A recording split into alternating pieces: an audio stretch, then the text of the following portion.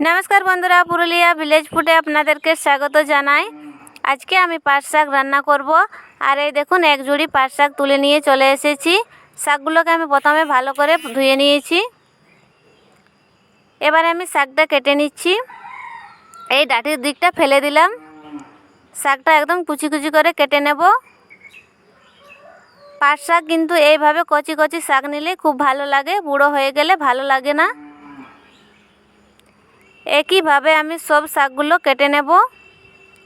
আর এইভাবে কুচি কুচি করে কেটে নিলে তাড়াতাড়ি সেদ্ধও হয়ে যাবে, আর সেদ্ধ হতে বেশি সময় লাগবে না, যেহেতু পাতাগুলো কচি কচি আছে।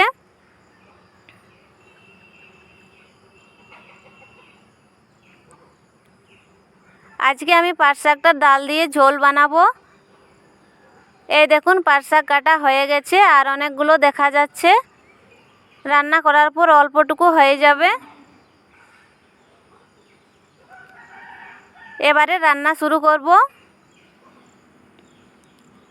কড়াই বসিয়ে দিয়েছি জল ডাল সেদ্ধ হওয়ার জন্য। হালকা জলটা গরম হয়ে গেছে। এবারে দিয়ে দেব ধুয়ে রাখা ডাল। ডালগুলো দিয়ে দিলাম, ভালো করে সেদ্ধ করে নেব। এই দেখুন ডালটা সেদ্ধ হয়ে গেছে আর জলটাও কমে গেছে। এবারে আমি দিয়ে দেব হাফ চামচ পরিমাণ হলুদের গুঁড়ো দিয়ে দিলাম, আর দিয়ে দেব স্বাদ মতো লবণ। দিয়ে দিলাম লবণ, আর একটু লাগবে দিয়ে দেব। লবণ আর হলুদ দিয়ে দিয়েছি। এবার আমি শাকগুলো দিয়ে দিলাম।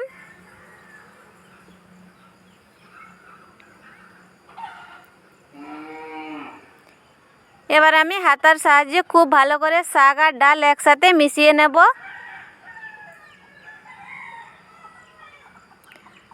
আর হাতাটা দিয়েই আমি ভালো করে ডালটা ঘেটেও নেব।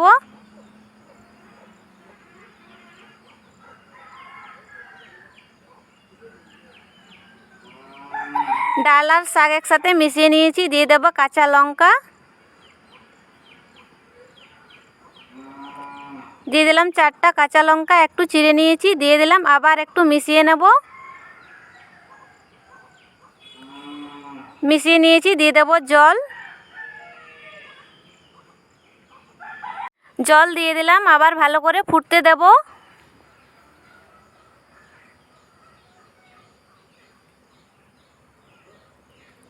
এই দেখুন টকবক করে ফুটে উঠে গেছে। আবার আমি ডাল ঘুটনি দিয়ে ঘেটে নিচ্ছি।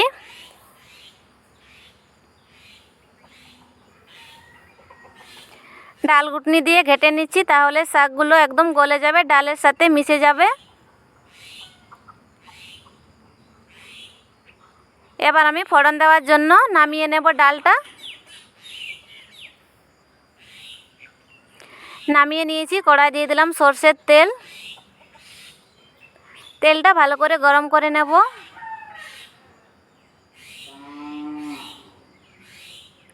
তেল গরম হয়ে গেছে, দিয়ে দিলাম ফোড়নের জন্য শুকনো লঙ্কা। ফোড়নটা ভেজে নেব।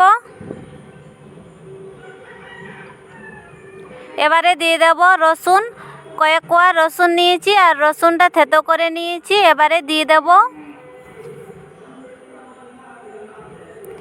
দিয়ে দিলাম। আবার ফোড়নটা লাল করে ভেজে নেব।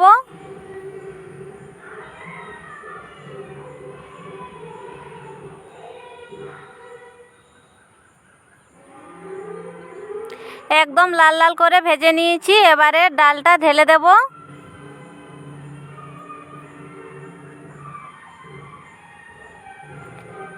ঢেলে দিলাম, আর একটু নাড়াচাড়া করে নেব।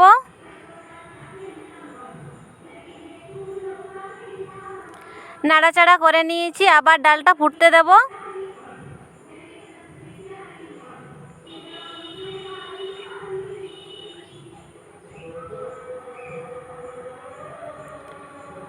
ডালটা ফুটে গেছে। এই দেখুন টকবক করে ডালটা ফুটে উঠেছে। এবারে আমি নামিয়ে নেব।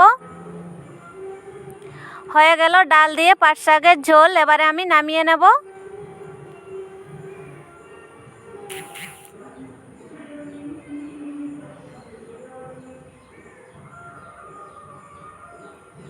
একটা বাটিতে নামিয়ে নিয়েছি।